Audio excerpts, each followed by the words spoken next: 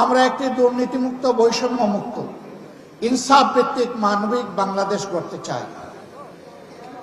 এমন একটি শিক্ষা ব্যবস্থা তোমাদের জন্য আয়োজন করতে চাই, যেই শিক্ষা ব্যবস্থা তোমাদেরকে মানুষের মতো মানুষ হতে সাহায্য করবে। আর একজন যুবক যুবতীও বেকার থাকবে না। অনেকে সংখ্যা গুণে বলছেন আমরা এত কোটি এত লক্ষ যুবককে কর্মসংস্থান দিব, বাকিদের কি হবে? বলছেন বাকিদেরকে ভাতা দেবেন। আমরা আমাদের যুবকরা কারো কাছ থেকে বেকার ভাতা গ্রহণ করুক তা দেখতেও চাই না, শুনতেও চাই না। প্রতিটি যুবকের হাতকে দেশ গড়ার কারিগরের হাতে পরিণত করতে চাই। প্রত্যেকটি হাতে কাজ তুলে দিতে চাই, বেকার ভাতা নয়। বেকার ভাতার পরিবর্তে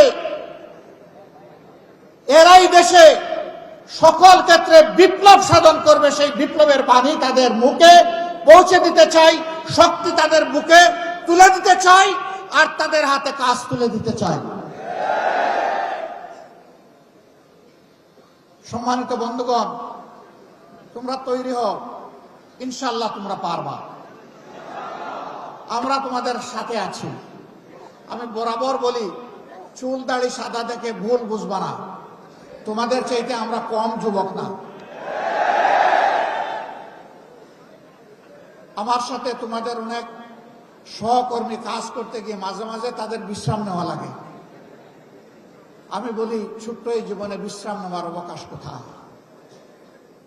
বিশ্রাম আল্লাহ তাআলা আমাদের কিসমতে কপালে রাখলে ইনশাআল্লাহ পরম প্রশান্তিতে নেব। কিন্তু এটি এই দুনিয়া নয়, এই দুনিয়া বুকের নয়, এই দুনিয়া ত্যাগের। ইনশাআল্লাহ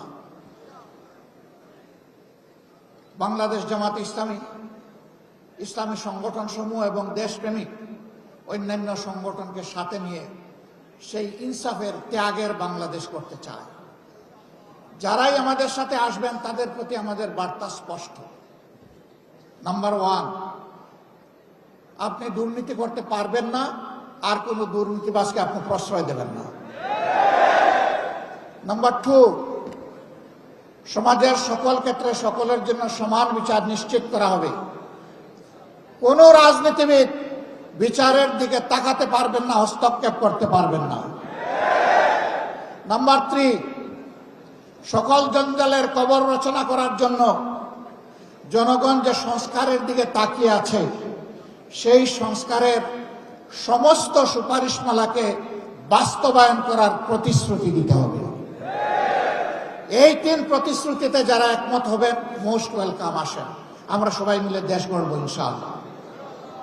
সব ধর্ম, সব দল, সব জাতি মিলে ঐক্যবদ্ধ বাংলাদেশ নিয়ে আমরা সামনে এগিয়ে যাব।